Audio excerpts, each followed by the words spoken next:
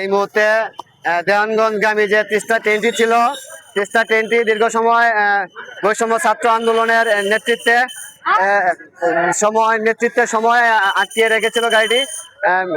Local স্থানীয় নেতৃবৃন্দর নির্দেশে station অভিমুখে আসতেছে তিস্তা ট্রেনটি।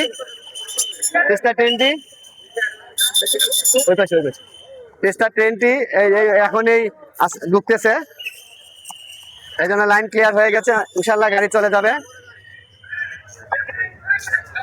দীর্ঘ সময় আটকিয়ে থাকার পর গাড়িটি আটকানো ছিল। এখন বৈষম্য ছাত্র আন্দোলন ও হাদি হত্যার যে বিষয় নিয়ে এখানে দীর্ঘ সময় গাড়িটি বন্ধ করে দিয়েছিল। রিসেন্টলি এখন গাড়িটি তিস্তা ট্রেনটি ছেড়ে দিতে তিস্তা ঢাকার উদ্দেশ্যে এখন আবার রওনা হয়েছে।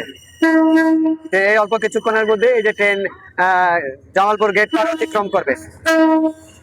তিস্তা ট্রেনটি জামালপুর গেট পার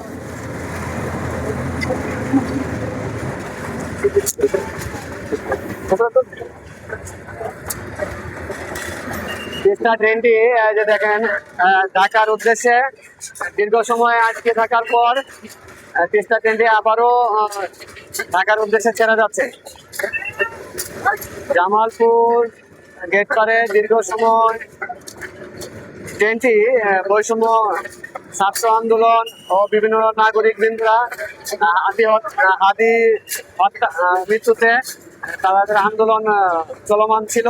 এই আন্দোলনে ট্রেনটি এখানে দীর্ঘ সময় আউটারে দাঁড় করানো ছিল, সেই সুবিধার্থে এখন আবার পুনরায় গাড়িটি লাইন ক্লিয়ার হয়ে গেছে। এখন ঢাকার উদ্দেশ্যে আবারও রওনা হইল, গাড়িটি চালানো হয়েছে।